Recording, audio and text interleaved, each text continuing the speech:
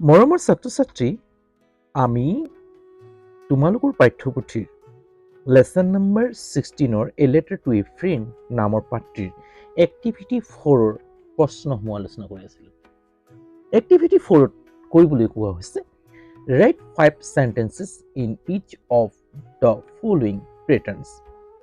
Write লিখা 5 sentences 5টা বাক্য in each of following patterns. ইচটোৱে কি বুজায় যে দুইটাৰ ভিতৰত প্ৰত্যেকৰে the following patterns তলৰ পেটাৰ্নছটোৰ দুইটাৰ ভিতৰত দুইটাৰে 5টাকৈ বাক্য লিখা।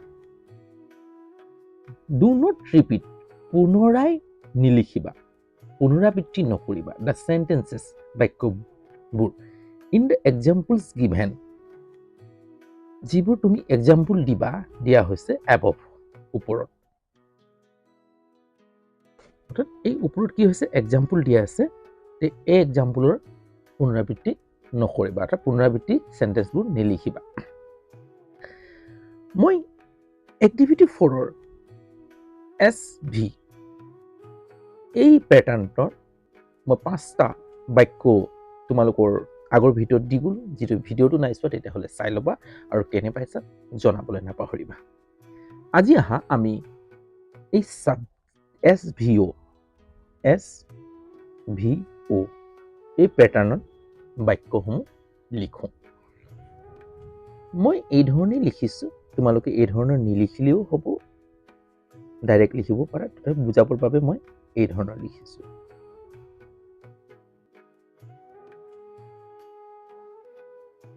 মই এই ধৰণে লিখি দিছো চোৱা SVO। S মানে হৈছে এছটো কি বুজায় সাবজেক্ট, ভিটোৱে কি বুজায়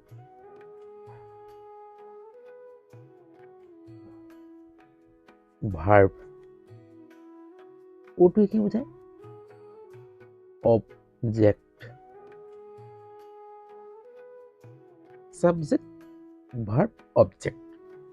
এই পেটাৰ্ণত 5টা সেন্টেন্স লিখিব কৈছে।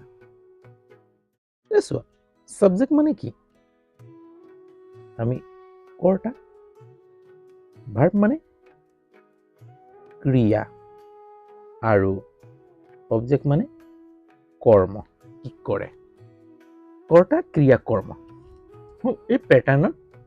সেন্টেন্সটো লিখিব কৈছে। এই পেটাৰ্ণৰ সেন্টেন্স সমূহ সাধাৰণতে সিম্পল প্ৰেজেন্ট টেন্স বা সিম্পল পাষ্ট টেন্সত থাকিব। এতিয়া চোৱা আমি SVৰ বাক্যসমূহ লিখি গলো, সেইটো আকৌ পুনৰাবৃত্তি আমি নিলিখো, পুনৰাবৃত্তি নকৰো। আমি বেলেগ বাক্য লিখিম। ধৰা আমি এটা সেন্টেন্স লিখিছো ডে সাবজেক্ট, সিহঁতে প্লে ক্ৰিয়া, ডে প্লে সিহঁতে খেলে, কি খেলে ফুটবল। এটা বাক্য লিখি দিলো আমি day play football, day subject, play verb, football object, কৰ্ম, সিহঁতে কি খেলে ফুটবল। এইটো এটা বাক্য হ'ল। নেক্সট চোৱা নেক্সটটো কি লিখিব পাৰিম আমি, নেক্সটটো হ'ল এতিয়া চোৱা ইউ তুমি, ইউ হৈছে তুমি, তুমি কি ভাৰ্ব দিম এতিয়া চোৱা ইউ মই লিখি দিলো এটা নো, তুমি জানা, কি জানা,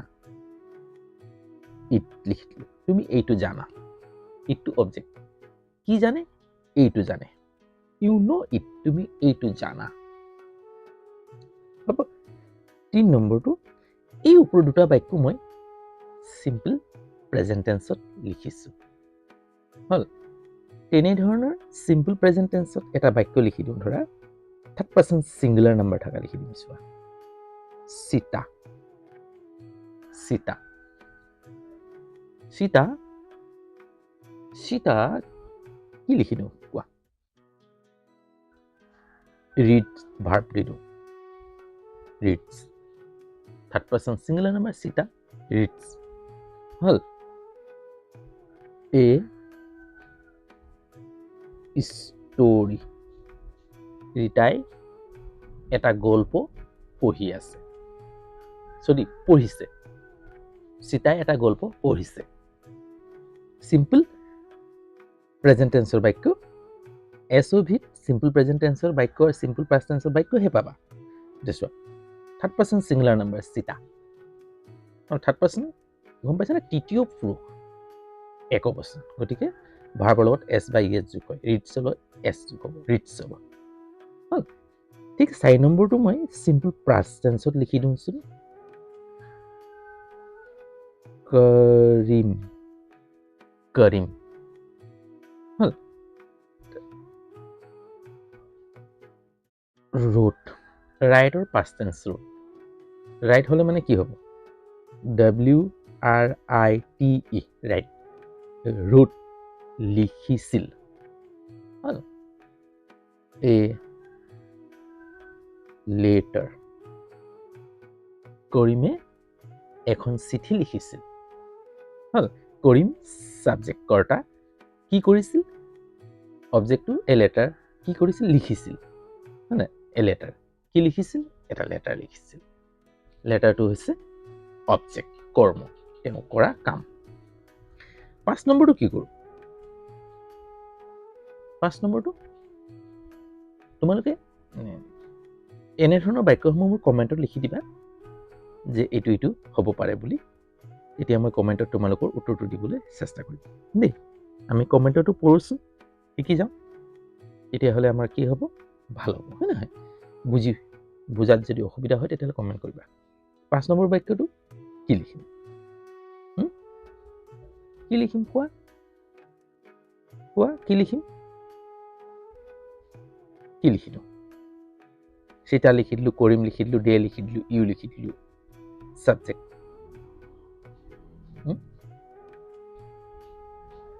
কি লিখি দিওঁ কোৱা কমেন্ট কৰিবা দেই কমেন্ট কৰিলেহে গম পাম তেতিয়াহ'লে মই নিজেই লিখি দিওঁ নহয় হল কি লিখি দিওঁ দে লিখি দিলোঁ ইউ লিখি দিলোঁ সীতা লিখি দিলোঁ কৰিম লিখি দিলোঁ আমি লিখি দিওঁ দেই উই আমি কি কৰি আছো আমি এসো সিম্পল প্ৰেজেন্ট এটো সিম্পল পাষ্ট টেন্সত লিখিব সিম্পল পাষ্ট টেন্সত লিখিব পাৰো গতিকে উই টট লিখি দিওঁ নেকি টিচাৰ পাষ্ট টেন্স টট বুজি পাবা নাই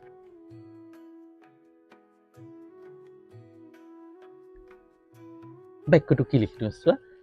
আমি টট নিলিখো আমি লিখি দিম ধৰা আমি কি কৰি আছো এতিয়া লিখি আছো হেই লিখি দিওঁ উই sang আমি গাইছিলো এ song আমি এটা গীত গাইছিলো সিংৰ পাষ্ট টেন্স sang হল SING sing মানে গোৱা song মানে গান আমি এটা গান গাইছিলো মই এই দুইটা বাক্য সিম্পল পাষ্ট টেন্সত লিখিবলৈ চেষ্টা কৰিলো ধৰ লিখি দিলো তোমালোকক এই ধৰণৰ বাক্যসমূহ তোমালোকে লিখিবলৈ চেষ্টা কৰিবা পাঁচটা লিখিব দিছিলে পাঁচটা লিখিলো এনে ধৰণৰ অগণন বাক্য আছে তোমালোকে লিখিবা আৰু কমেন্ট কৰিব পাৰা কমেন্টত লিখি